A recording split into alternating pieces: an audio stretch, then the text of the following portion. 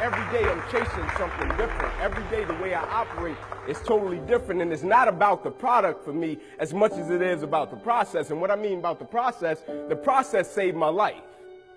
You see, my mother had me when she was 15 years old, right? Over on the east side of Atlanta, we came up in this neighborhood by the name of Kirkwood, drug dealer on every corner, gang members in the neighborhood, 2-bedroom home, 14 people, used to sleep on the floor. Got the opportunity to sleep in the bed one time out of the week. It was 6 of us in the bed, 3 at the foot, 3 at the head. And I came up with this dream pretty quick. I said, man, I want to go to the NFL because I had 8 uncles in that house, all 8 of which are still going in and out of prison. And so pretty quick, I said, man, I want to go to the NFL. And so I went to my big cousin Tamar one night. I said, man, listen, I want to go to the NFL. And so we got to work for this thing. So the thing we're going to do every night, we're going to be patient. We're going to engage in consistent action. Every night, we're going to race light pole to light pole with no shoes. So every night we would get out in the street, race light pole to light pole. One night a coach came down the street. He signed me and my cousins up for organized sports, right? First time being in organized sports. We get in organized sports. The thing was, after practice, everybody would leave to go home. And I always had to sit on the bench and wait on my mother because she worked at Wendy's. And so when my mother would show up in the park, it would be about 10 o'clock, 10:30 at night. So I'm sitting there, and when my mother would pull up, she drove an old Buick Regal, hubcaps off the car, seats torn up, the car was all beat up. And she would pull up in the park 10:30 at night. I would jump off the bench. I would sprint over to my mother. I would say, Mom, if you don't mind, can you please sit back in your car and turn on your car lights? I have to do some extra drills. I have to go to the NFL. She would never have to work another day in your life. And I knew my mother was tired. And every night, my mother would sit back in that car, and those car lights would hit that field. And he had a 7-year-old kid doing backpedaling drills, running sprints, running laps, chasing his dream to go to the NFL. But just beyond those car lights, I could always connect with my mother's eyes, so it made me dig a little bit deeper. It made me push myself a little bit further. It made me work a little bit harder. It created a certain level of sweat equity in what I was doing. It created a certain level of pride in what I was doing. You know why people quit? People don't have pride in what they do. You know why people stop? They're selfish, and it's just about them. But when you have a bigger purpose to why you're doing what you're doing, and you want to honor the sacrifices that others have made for you, it's nothing for you to keep going when you hit adversity. If every decision and choice you make is just about you, at a certain point you're going to hit something that's a lot tougher than you, that's going to make you quit because you don't have a driving force for why you do what you do. But when I got up to the University of Tennessee, it was simple. It was simple for me to give everything I had.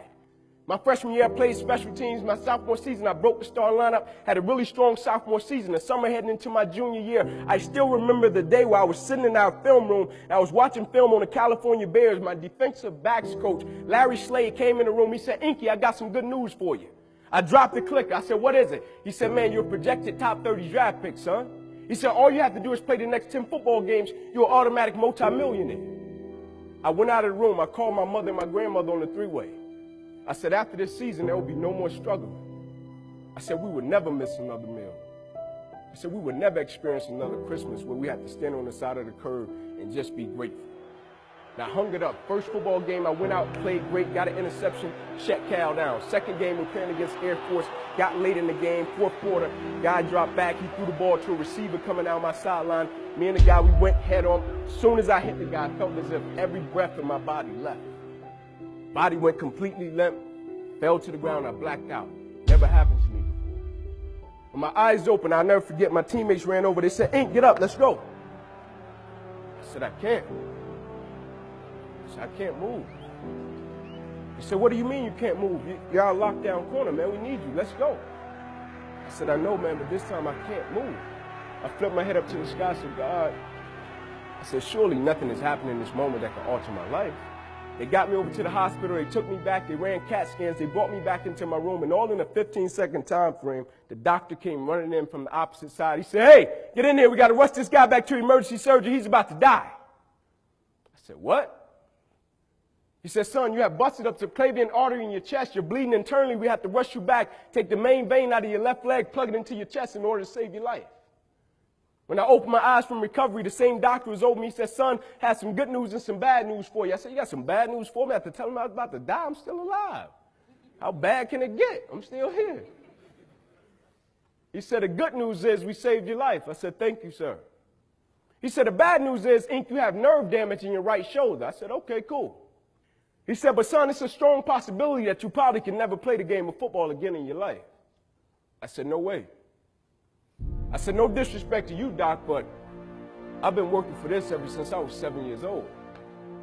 I said, no disrespect to you, Doc, but you wasn't in the park with me and my mother. When I was 7 years old and she was sitting in that Buick Regal, she got done working at Wendy's. No disrespect to you, Doc, but you didn't come up in that 2-bedroom home, 14 people sleeping on the floor. No disrespect to you, Doc, but you didn't miss those meals and stay focused and never made an excuse. I never cheated. I never cheated. Like my conscience still until this day won't let me, like I can't cheat.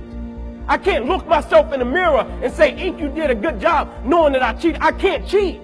One of the greatest pieces of advice that my mother gave me was this: son, whenever you start, you make sure you finish it. And the problem with the world today, people get involved with things, and if they don't like a certain person, if they don't like the process, if it's not what they thought it was, they quit.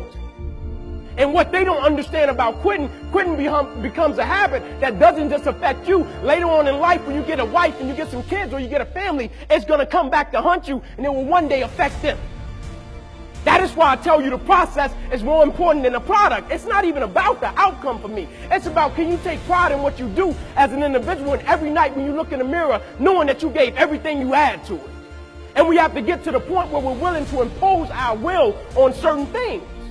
Impose your will on it. My life totally changed. And they gave me an opportunity to stop. And most people, when you give them an opportunity to stop while they're chasing something, they take advantage of it because they feel as if, man, why did this have to happen to me? I felt as if, why not me?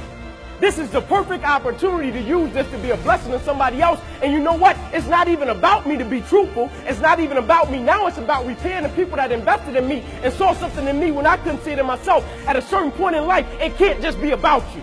And the moment that we understand that, and every day we wake up, we understand that life is a blessing and life is a gift. And if you were to check out today, how would you want to be remembered? It's bigger than you.